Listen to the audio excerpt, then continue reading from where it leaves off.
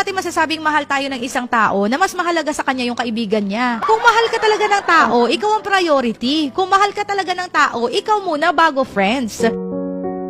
Once na ikaw talaga nasaktan sa pag-ibig, parang na-lost ka. Diba? Ewan ko sa inyo baka meron sa inyo nasaktan sa pag-ibig, sumaya pa, tumawa-tawa pa. Diba? Lahat ng nasasaktan sa pag-ibig, nalo-lost. Yung parang hindi na natin alam yung susunod na gagawin natin. Yung parang all of a sudden, parang nawalan tayo ng giya sa buhay, nawalan tayo ng inspiration sa buhay, at naiintindihan ko yon. It's really hard. At saka, sabi ko nga, wala yan minsan sa tagal, 2 years, 10 years, 2 months. Pero yung lalim ng pagmamahalan ninyo, tas biglang matatapos, tapos after nung natapos, after a week, nakipagbalikan sa ex. Alam mo, feeling ko, habang kayo pa, ito na yung falling out of love na sinasabi ko kanina. Habang kayo pa, na-fall out of love na yung lalaki sa iyo. For some reasons. Kanina nga, nagbigay ako ng mga reason bakit na-fall out of love yung isang tao Pero feeling ko, isa sa mga main reason kung bakit na-fall out of love siya sa'yo is because meron na siyang tinitignan na iba. And that may be yung ex niya o kaya naman yung ibang mga kabarkada, ibang mga kaibigan, but definitely, meron na talagang iba. At yun nga yung totoo, yun nga talaga ang nangyari, di ba? So,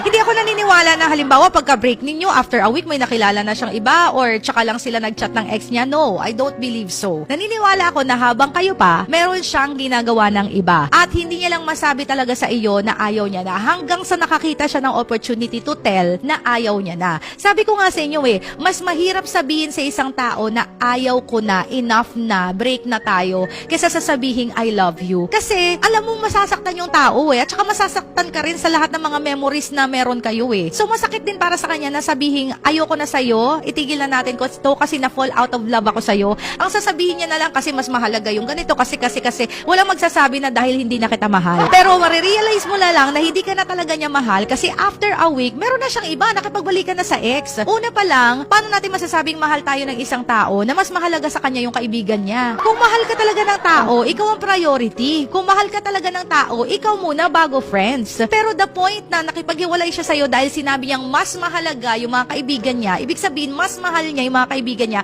at hindi ka talaga niya mahal as a girlfriend. Pangalawa, hindi ka talaga niya mahal kasi after a week, nakipagbalikan na sa ex niya. Hindi ka mahal ng lalaki or hindi ka na mahal ng lalaki. Kaya, pag hindi na tayo mahal ng isang lalaki, wala tayong ibang magagawa kundi mag-move on. Yes, masakit. Yes, naiintindihan ko yung point na wala ka nang gana magtrabaho, parang ayaw mo na kumain, parang ayaw mo na lumabas. Totoo yan. At hindi ko yan dinidisregard. At totoo yan na iiyak ka talaga at parang mawawalan ka ng gana sa mundo. Kasi yun talaga yung initial na magiging reaction mo. So, may advice ko lang sa iyo, kung naiiyak ka, iiyak mo. Kung feeling lost ka, feeling lost ka. Huwag mong madaliin. Kasi masakit diba?